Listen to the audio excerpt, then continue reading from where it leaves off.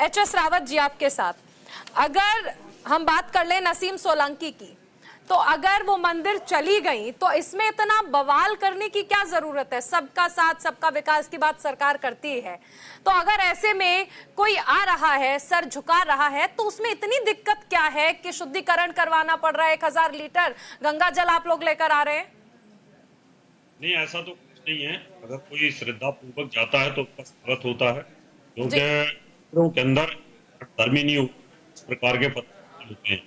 अभी साबुद्दीन साहब ने फतवा जारी कर दिया कि ये इस्लाम के खिलाफ है और इस्लाम इसमें कहीं ना कहीं सख्ती बरतता है, और इस तरह की बातें मैं उनकी सुन रहा था। मैं बताना चाहता हूँ कि केरल के अंदर बाढ़ आई थी और वहां पर हजारों जो लोग थे मुसलमान, वो बेघर हो गए थे और साथ में उनकी मस्जिदें भी टूट गई थी और बह गई थी उस तूफान के अंदर। तो वहां पर मंदिर के दरवाजे खोल दिए कि आप यहाँ पर नमाज अदा करो, और वहां सभी नमाज अदा करी। तो क्या वो सारे काफिर हो गए? क्या वो जिन लोगों ने वहां नमाज अदा करी तो क्या उनके खिलाफ फतवा जारी होना चाहिए? तो ये दोहरा जो चरित्र है ना, ये बड़ा तकलीफ देता है। नहीं, मैं यही समझना चाह रही हूँ कि ये जो शुद्धिकरण किया गया है मंदिर का, आप इसके पक्ष में हैं या नहीं? नहीं, देखिए, मैं इस पक्ष में नहीं हूँ, क्योंकि अगर कोई भी व्यक्ति शुद्ध अवस्था में है, वो स्नान करके, नहा करके, धो करके मंदिर में जाता है, तो उसको कोई शुद्धिकरण की जरूरत नहीं होती है। लेकिन अगर कोई व्यक्ति ऐसे ही है तो फिर जरूर निश्चित तौर पर शुद्ध करना चाहिए, क्योंकि कई बार लोग मांस खा के आते हैं, अंडा खा के आते हैं, आमलेट खा के आते हैं, वो शुद्ध अवस्था में होते नहीं है। वो उस प्रकार के जो लोग मंदिर में घुसते हैं, वहां पर फिर हम उन चीजों को ध्यान में रखते हैं।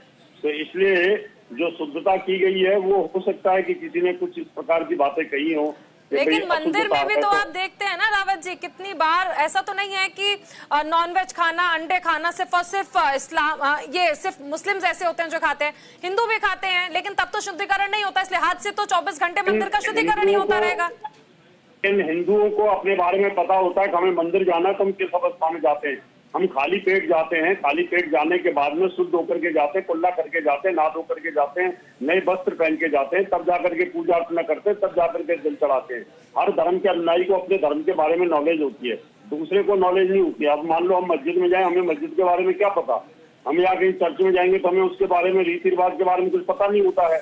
तो इस वजह से कई बार ऐसी सिचुएशंस हो जाती हैं, बाद में उन चीजों का एहसास होता है। वो प्रत्याशी है, प्रत्याशी को कोई रोक तो सकता नहीं है, क्योंकि सभी जगह वो जाते रहते हैं। लेकिन कई बार मंदिर में इतनी शुद्धता का ध्यान भी रखा जाता है, तो शुद्धता के तहत, और वैसे भी जनरल अगर देखा जाए तो हमारे यहाँ पर तो डेली भगवान की शुद्धता की ही जाती है, उनको अभिषेक तो किया ही जाता है, साफ सफाई तो मंदिर में होती है, भगवान को रोजाना स्नान तो कराया ही जाता है। नहीं, सवाल यही था कि महिला को देवी के रूप में आप पूजते भी हैं, लेकिन महिला अगर गैर हिंदू है तो फिर उसके जाने पर मंदिर का शुद्धिकरण कर दिया जाता है। चलिए, और भी मेहमान हैं,